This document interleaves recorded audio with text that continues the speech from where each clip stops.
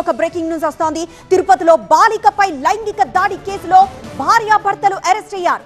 వదిన కూతురుపై నిందితుడు రామ్మూర్తి లైంగిక దాడికి దిగాడు. ఫోన్ చాటింగ్స్, సన్నిహిత ఫోటోలతో బాలికను బ్లాక్మెయిల్ చేశాడు. ఫోటోలు సోషల్ మీడియాలో వైరల్ చేస్తానని బెదిరించి ఈ ఘాతకానికి ఒడిగట్టాడు. బాలికపై పలుమార్లు లైంగిక దాడికి పాల్పడినట్లు గుర్తించారు పోలీసులు.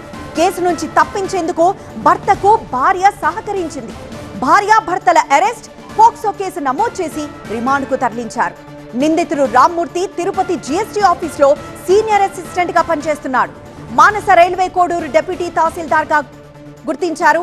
ఇక విషయం తెలిసి పోలీస్ స్టేషన్లో బాలిక తల్లిదండ్రులు ఫిర్యాదు చేశారు. 0 ఎఫ్ఐఆర్ నమోదు చేసి కేసు దర్యాప్తు చేపట్టారు తిరుపతి ఈస్ట్ పోలీసులు. మరింత సమాచారం మా ప్రతినిధి రాజు అందిస్తారు. రాజు, తిరుపతిలో దారుణమే జరిగింది. మైనర్ బాలికపై బాబాయ్ అఘాయిత్యానికి పాల్పడడం సంచలనంగా మారిపోయిన పరిస్థితి కనిపిస్తుంది. రామ్మూర్తి గత కొద్ది కాలంగా పలుమార్లు మైనర్ బాలికపై అత్యాచారానికి పాల్పడినట్టుగా పోలీసులు కూడా స్పష్టం చేశారు. అయితే హైదరాబాద్ లో ఉంటున్న మైనర్ బాలికను బ్లాక్మెయిల్ చేసి తిరుపతికి పిలిపించి తన ఇంట్లో ఉంచుకునే ఈ లైంగిక దాడికి పాల్పడినట్టుగా పోలీసులు గుర్తించారు. గత నెల 28న ఈ case Hyderabad Jagadgirigutta police station లో తల్లిదండ్రులు ఫిర్యాదు చేశారు.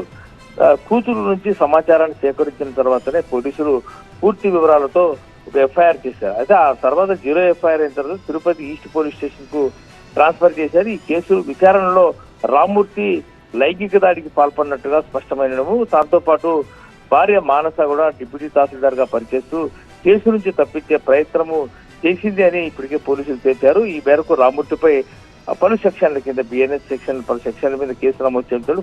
పోక్సో యాక్ట్ కింద నమోదు చేశారు. నిన్న సాయంత్రం వీరిద్దరిని అదుపులోకి తీసుకుని రిమాండ్ కూడా తరలించిన పరిస్థితి. అయితే సంచలనంగా మారిన ఈ కేసులో భార్యాభర్తలు ఒక మైనర్ బాలిక సొంతంగా మానసకు అక్క కూతురైనటువంటి మైనర్ బాలికపై భర్త లైంగిక దాడికి పాల్పడిన విషయం తెలిసినా భార్య తప్పించే ప్రయత్నం చేయడము, కాపాడే ప్రయత్నం చేయడమే ఇప్పుడు సంచలనంగా మారింది. ఈ కేసు మాత్రము ఖచ్చితంగా సంచలనంగా మారిపోయింది. జిఎస్టీ కార్యాలయంలో పనిచేస్తున్న ఒక సీనియర్ అసిస్టెంట్ ఇలాంటి దారుణానికి పాల్పడము, 51 ఏళ్ల రామ్మూర్తి పై కఠినంగా చర్యలు తీసుకోవాలని చెప్పేసి డిమాండ్ వినిపిస్తున్న నేపథ్యంలో ఫోన్ చాట్స్, ఆమెతో దిగిన సన్నిహిత ఫోటోలు బ్లాక్మెయిల్ చేస్తానని సహకరించకపోతే చంపేస్తానంటూ కూడా బెదిరింపులకు పాల్పడినట్టుగా పోలీసులు చెప్తున్నారు. ఖచ్చితంగా ఈ కేసు వ్యవహారంలో పోలీసులు లోతైన దర్యాప్తు చేయడంతో పాటు ఈ కేసు విచారణ సమయంలో ఒక ఇన్స్పెక్టర్, అంటే ఈస్ట్ పోలీస్ స్టేషన్ ఇన్స్పెక్టర్ గా పనిచేసిన శ్రీనివాసులు సరైన రీతిలో విచారణ జరపలేదన్న కోణంలోనే అతను సస్పెండ్ చేసిన నేపథ్యంలోనే డిఎస్పీ ఈ కేసును విచారించి